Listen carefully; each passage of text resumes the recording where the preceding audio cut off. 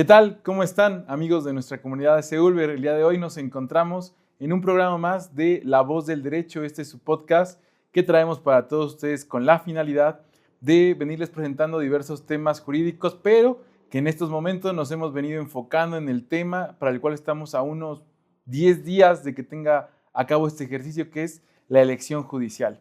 Y el día de hoy tenemos uno de nuestros maestros consentidos de Seulver, que es el maestro, el juez, el candidato Daniel Flores Garrido. Maestro, qué gusto tenerlo por fin por acá. Al contrario, yo soy el encantado de poder dirigirme a toda nuestra comunidad y a todo el público, la audiencia de este podcast.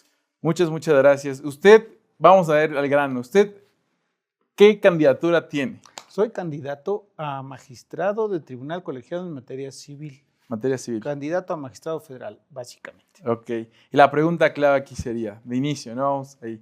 ¿Por qué magistrado federal, señor? Mira, porque estoy convencido que puedo poner al servicio de la ciudadanía la experiencia que tengo, la trayectoria, la forma de llevar, de conducir un órgano jurisdiccional, como actualmente lo hago en el Juzgado 11º Mercantil, toda esta experiencia y esta sensibilidad, la empatía con la que ejerzo hoy esa función jurisdiccional al servicio de ciudadanas y ciudadanos en el Poder Judicial Federal como magistrado.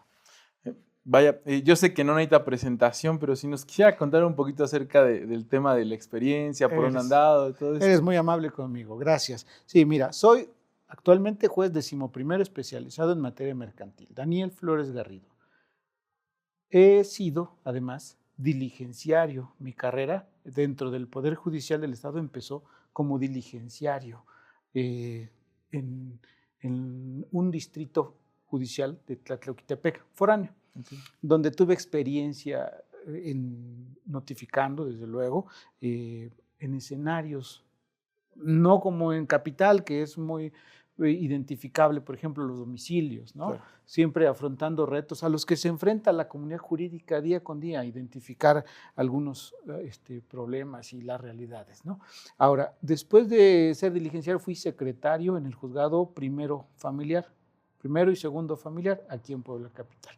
Secretario en materia familiar, tú conoces, la materia familiar es especialmente compleja por la naturaleza de los problemas que ahí se ventilan, de los asuntos que ahí se resuelven.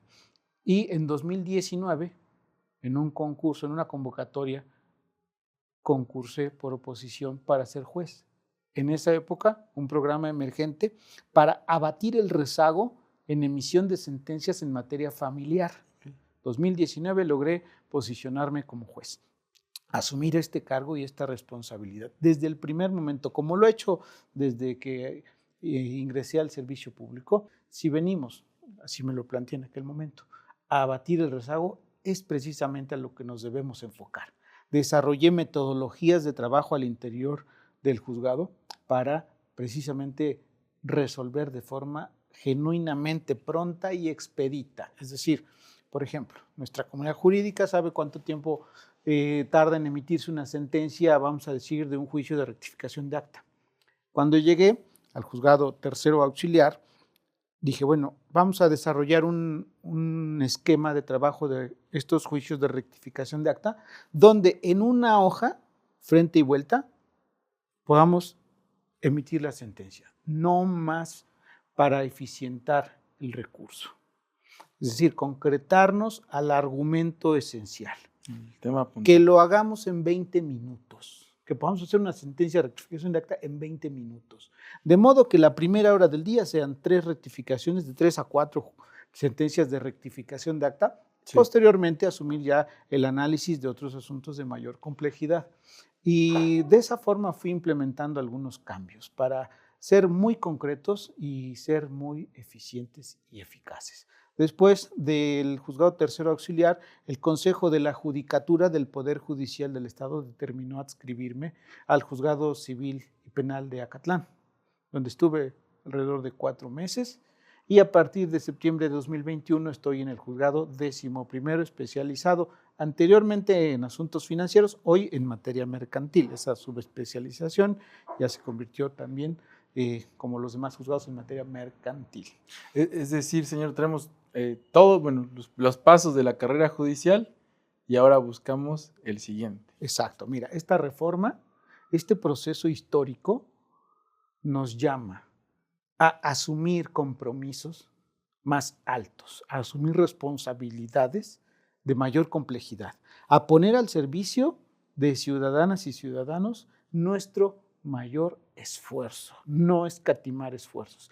Ese es el llamado de esta reforma, es un cambio en la cultura jurídica del país.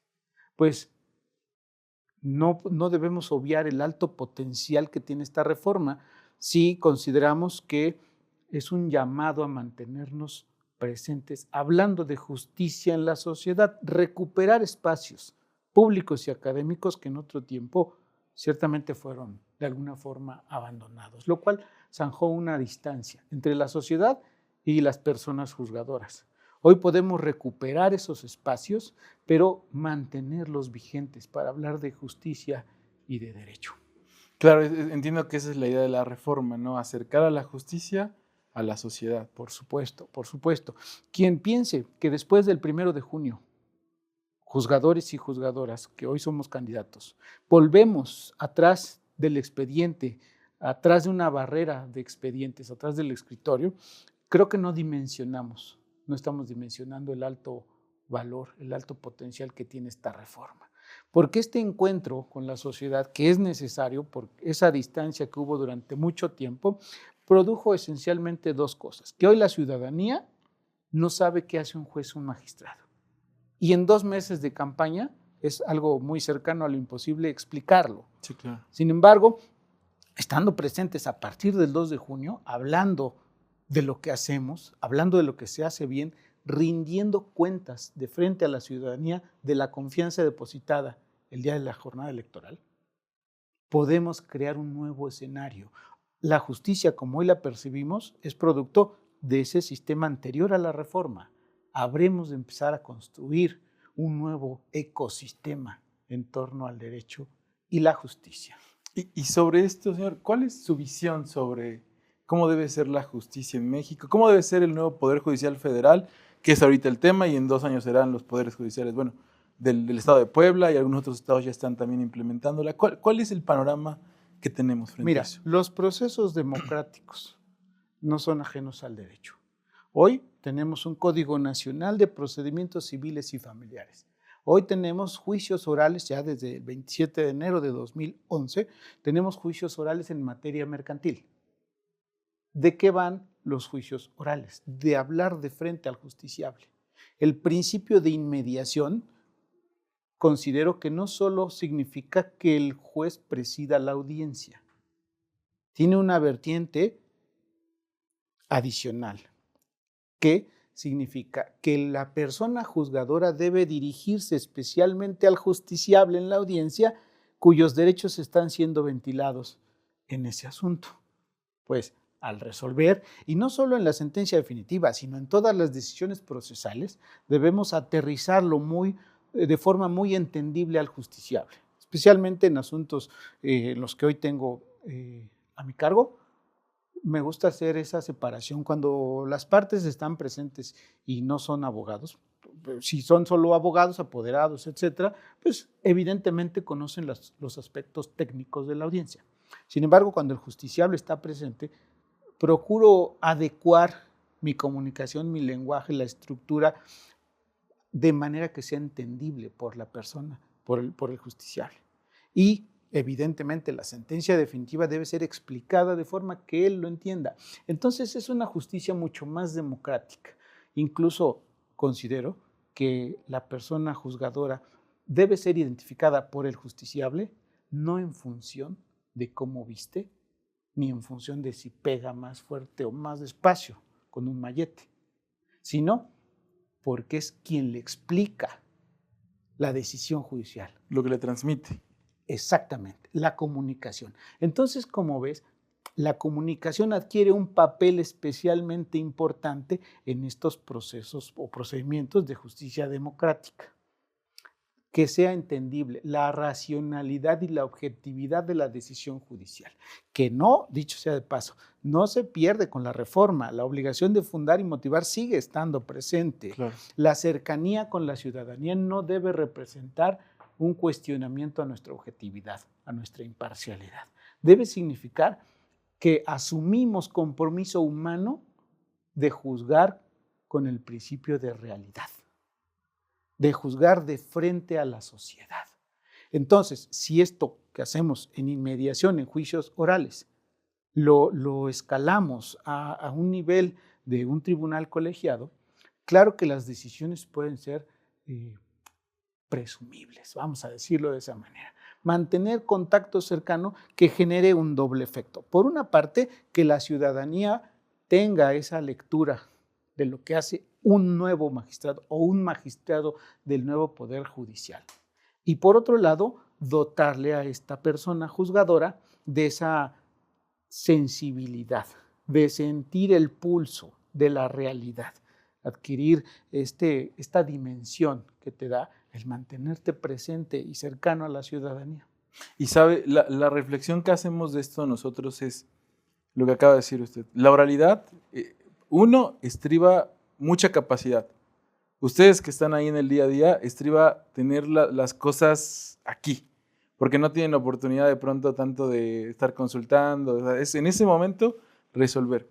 Pero además, no solo es esta capacidad técnica, sino también es esta capacidad de lo que acaba de decir, comunicar. Transmitir esto que acaban de plantearme lo más sencillo posible y dirigírselo a la persona. Que él lo comprenda, Ajá. que él lo comprenda. Y es algo que yo hice como ejercicio para comprender la reforma judicial.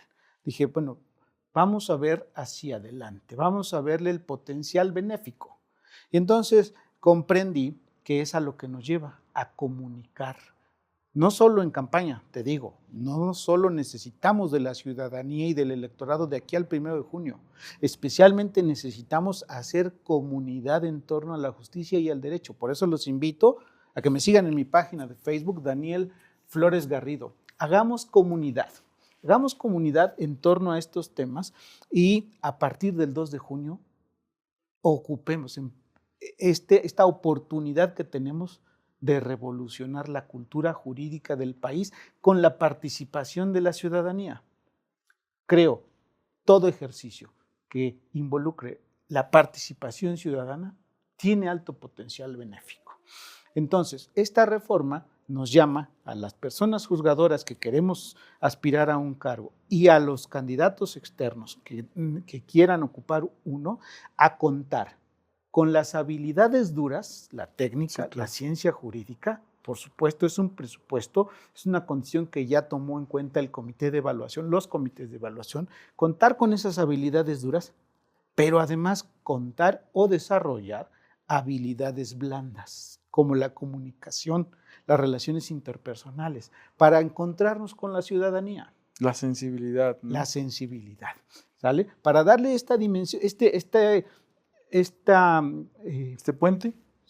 puente, esta, digamos que, integración, okay, para que las personas juzgadoras contribuyan especialmente a la construcción de un país más justo, con sus decisiones sustentadas en criterios objetivos y racionales, pero además con capacidad para comunicar. La justicia no solo debe hacerse, debe aparecer que se hizo, debe visibilizarse. Tú sabes que en un procedimiento entre un conflicto de intereses entre dos personas, uno gana y otro pierde. Sí. Digo, salvo casos como la mediación o la negociación, que ambos ganan. Cuando uno gana y otro pierde, el que gana se va a su casa, se queda callado. En cambio, el que pierde empieza a buscar explicaciones en el abogado, en el secretario, en el juez, etc. Y la percepción es de mayor injusticia. Sí, claro. Fíjate, el 63% de la población tiene desconfianza en el Poder Judicial. Y el 9%, solo el 9% de la población, ha tenido contacto con un juzgador o un tribunal. Okay. Debemos cambiar esa percepción. Tenemos que acercarnos. Por supuesto, tenemos que acercarnos, tenemos que comunicar. Y esa es la forma en que considero podemos contribuir. Por eso creo que es un llamado esta reforma a que jueces, juezas, magistrados, magistradas, ministros y ministras comuniquemos de forma eficiente. Y nosotros que lo hemos venido siguiendo mucho ahí de parte de la escuela, Por eso le mandan saludos de Huejotzingo, que apenas estuve Claro, con mis ellos. amigos, saludos. Mis alumnos. Me pidieron especialmente que le Muchas gracias. transmitiera el saludo. Saludos. Lo hemos venido siguiendo. Trae varias propuestas usted que nos dice para cómo materializar estos puntos de acercarnos a la sociedad. ¿Cuál es la más importante que usted ve dentro de estas propuestas que ha ido hablando en estos 2 meses que han sido de... Mira, primero quiero decirte que cuando estuve en la disyuntiva de participar o no hacerlo, hice un ejercicio de introspección a partir del entendimiento de la reforma. Cuando vas a resolver un expediente o un TOCA, cuando vas a resolver, primero tienes que entender el problema. ¿Qué pasó? ¿Qué pasó? ¿Qué trae? ¿De qué va esto? Una vez que lo comprendes, empiezas a desarrollar una decisión o a trazar una línea argumentativa. Eso yo hice también con la reforma y dije, bueno, vamos a comprender de qué va esto. Entonces, después de comprender este contexto del que ya platicamos y que después de la pandemia tenemos una necesidad de vincularnos entre personas, después del encierro tenemos esa necesidad de acercarnos, de consumir incluso contenido por las personas que conducen, ya no por las instituciones, ya no por las marcas, sino por las personas. Fíjate qué curioso que esta reforma nos lleva también a identificar los perfiles. No vamos a elegir al Poder Judicial Federal, vamos a elegir candidatos y candidatas a llevarlos al nuevo Poder Judicial Federal. Por eso tenemos que desarrollar nuestra propia estrategia. Entonces dije, ¿qué le voy a ofrecer a la ciudadanía? ¿Con qué voy a ir? Tengo que llevar algo diferente, porque, perdón, y muy valioso para quienes lo hacen, comprometerse a juzgar, aplicar el derecho, a luchar por la justicia, a combatir la corrupción, esa ya es nuestra obligación. Y para quienes ya estamos en un juzgado, es el día a día. Hoy trabajamos ya con ello. Más ustedes en materia mercantil. Por supuesto. Que traen un sistema ahí muy... Y ahora con la reforma tendremos un tribunal de disciplina judicial supervisando que todo esto se cumpla a cabalidad. Entonces, ¿qué le vamos a ofrecer a la ciudadanía? Tenemos que desarrollar propuestas de valor agregado, diferenciadores. Tengo 3. Primera, justicia cercana. Ser un magistrado de puertas abiertas. Hoy soy un juez de puertas abiertas y por eso no me costará ningún trabajo asumir un ejercicio de esa naturaleza. Personas que llegan al juzgado, ¿puedo hablar con el juez? Adelante, por favor. ¿Puedo cerrar la puerta? No, de ninguna manera, porque no vamos a hablar nada que no podamos hablar afuera. ¿Sale? La cercanía no debe cuestionar nuestra imparcialidad ni nuestra objetividad, pero siempre atender a todos, ¿no? Porque a veces resuelves mucho escuchando, a veces dicen, bueno, incluso a veces el justiciable desea acercarse, bueno, yo solo quería que me escucharan. Sí, claro. Pero usted resuelva como tenga que resolver, por supuesto que lo haré, sin embargo ya hay una sensación diferente y sientes también el pulso de la realidad. Ser un magistrado de puertas abiertas. Segunda propuesta, eficiencia y eficacia en la administración de los recursos que el Estado pone a disposición de la sociedad para la justicia. No es lo mismo impartir que administrar. Administrar involucra planear, organizar, distribuir, organizar y evaluar la disposición de los recursos, humano, material, pero sobre todo el tiempo, del que ya hemos hablado hace un momento. Eficientar los tiempos. Si queremos resultados diferentes, tenemos que hacer las cosas de forma diferente. No podemos tener resultados diferentes haciendo las cosas de la misma manera. Segunda propuesta. Tercera propuesta, y es la que yo desarrollé con me parece que el mayor valor agregado. ¿Qué le ofreces a la ciudadanía que no va a tener un expediente en tu escritorio? ¿Cómo le comunicas que eres la mejor opción o que eres una opción viable? Además del perfil, de la trayectoria, de las habilidades de las que ya hablamos, me di a la tarea de desarrollar un esquema. Yo le llamé el Laboratorio de Innovación Judicial o Laboratorio Judicial. Laboratorio Judicial. El Laboratorio Judicial. No es más que un espacio de diálogo organizado, estructurado y frecuente, donde personas juzgadoras podamos tener interacción, pero no solo con abogados, como hoy lo hacemos en la academia o en los espacios, foros y todo esto.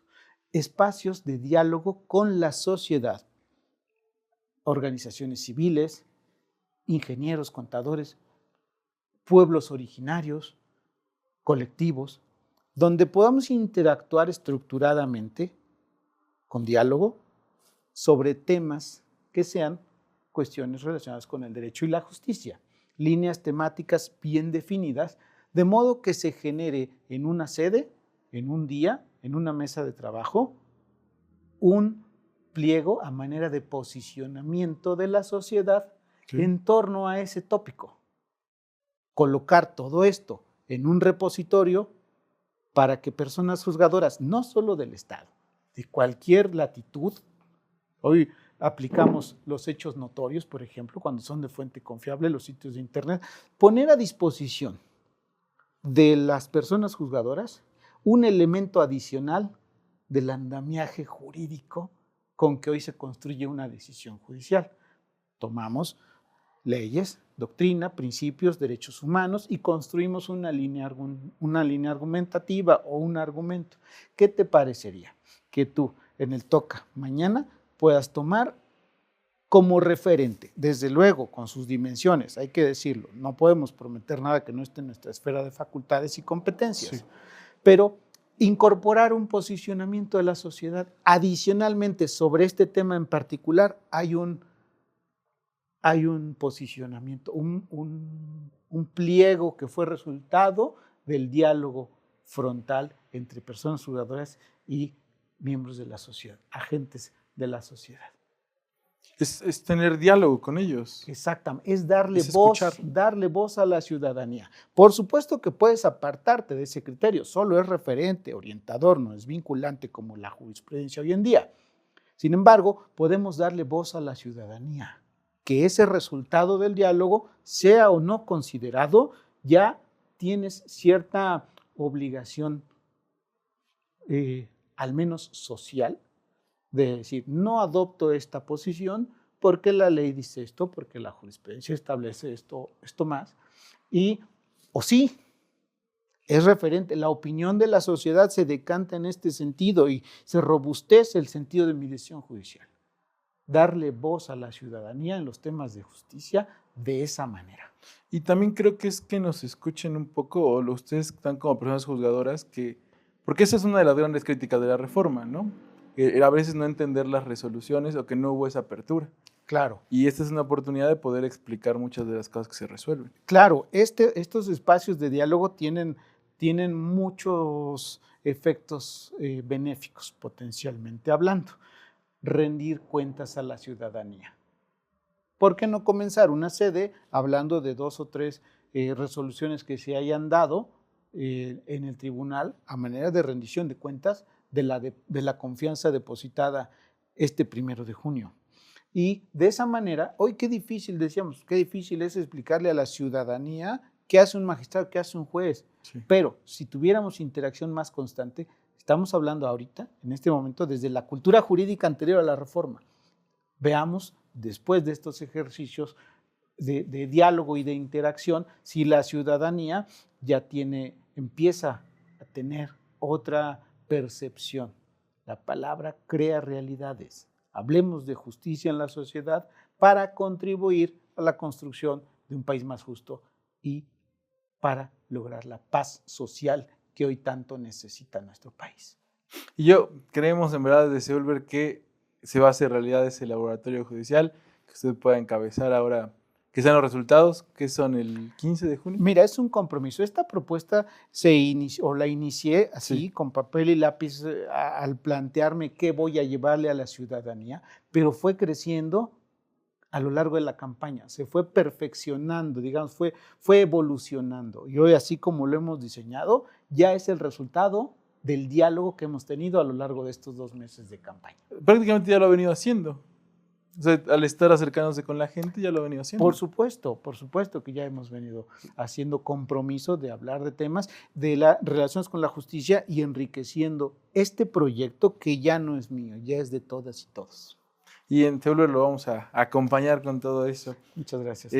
Sabe, señor, una cosa que nos gustaría agregar antes de agradecerle mucho por estar aquí, y agregar lo que dice, vemos mucha vocación en ustedes, usted, ¿no? ¿Por qué? Porque dice, bueno, yo tuve mi carrera judicial, ¿no? O he tenido mi carrera judicial de esta forma, ¿no? Y quiero el siguiente paso. Pero dice, bueno, yo me hice esta reflexión usted nos comenta hace un momento, porque yo quiero esto. Y nosotros vemos, lo quieren por vocación, porque eso es lo que les gusta, eso es lo que han trabajado, su proyecto de vida, ¿no? Por supuesto, es un llamado a ser, eso es, el llamado al servicio. Quien no vive para servir, no sirve para vivir, lo he dicho ya en repetidas ocasiones. Tenemos que asumir la empatía en el ejercicio de nuestro trabajo y de nuestra profesión, pero no solo como una obligación, con gusto. Tenemos que ser servidores públicos con gusto y con convicción. Y eso es lo que quiero llevar para la ciudadanía de Puebla, de este sexto circuito, al Poder Judicial Federal. Los invito, síganme en mi página de Facebook, Daniel Flores Garrido, porque debemos hacer comunidad en torno a estos temas de la justicia y el derecho. Debemos hacer comunidad y en Instagram también, @DanielFGarrido, en X antes Twitter, @DanielFGarrido, para que vayamos haciendo interacción y estemos presentes a partir del 2 de junio, si ustedes me favorecen con el voto. ¿Cómo lo encontramos en la boleta?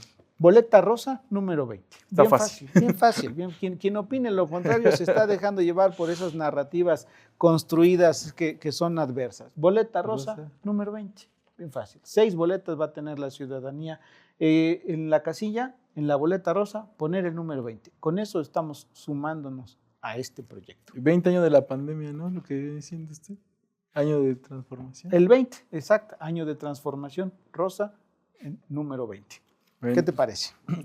Ahí estarán, yo creo que muchos compañeros de la comunidad que lo vienen siguiendo desde hace mucho tiempo, ¿no?